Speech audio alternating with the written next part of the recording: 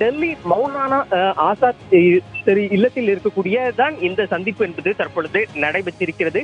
இதைத் தொடர்ந்து தமிழக முதல்வர் தற்பொழுது இங்கிருந்து நேரடியாக குடியரசுத் தலைவர் மாளிகைக்கு தற்பொழுது புறப்பட்டு சென்று கொண்டிருக்கிறார். இந்த காட்சிகளை தான் நாம் தற்பொழுது திரையில் பார்த்துக் கொண்டிருக்கிறோம்.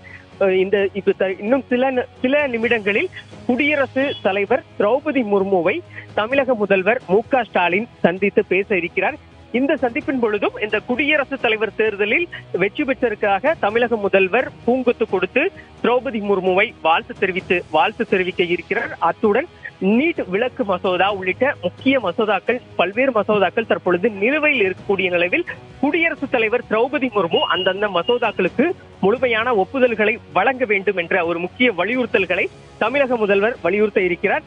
இதற்கு அடுத்தபடியாக மேலும் மின்சார திருத்த சட்டம் உள்ளிட்ட சட்டங்களுக்கு ஒப்புதல் வழங்கக்கூடாது என்ற ஒரு முக்கிய கோரிக்கைகளையும் தமிழக முதல்வர் தற்பொழுது வலியுறுத்த இருக்கிறார். ஆனந்தி, குடியரசு துணைத் தலைவர் ஜெகதீப் தன்கருக்கு முதலமைச்சர் மு.க. ஸ்டாலின் சில பரிசுகளையும் வழங்கியிருக்கிறார்.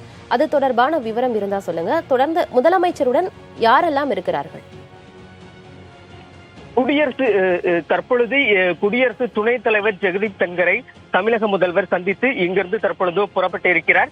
இந்த சந்திப்பின் பொழுது தமிழக அரசு அதிகாரிகள் உடன் இருந்தார்கள். இதனைத் தொடர்ந்துதான் குடியரசுத் தலைவர் திரௌபதி முர்முவை தமிழக முதல்வர் சந்தித்து பேச இருக்கிறார். இந்த சந்திப்பின் பொழுது அரசு முக்கிய அதிகாரிகள் மட்டும் உடன் இருப்பார்கள் என சொல்லப்படுகிறது. மேலும் இன்று மாலை 4:30 மணி அளவில் தமிழக முதல்வர் மு.க. ஸ்டாலின் பிரதமர் நரேந்திர மோடியை அவருடைய இல்லத்தில் சந்தித்து தமிழகம் சார்ந்த மிக முக்கியமான கோரிக்கைகளை வலியுறுத்த இருக்கிறார். ஆனந்தி, விவரங்களுக்கு நன்றி விக்னேஷ் முத்து.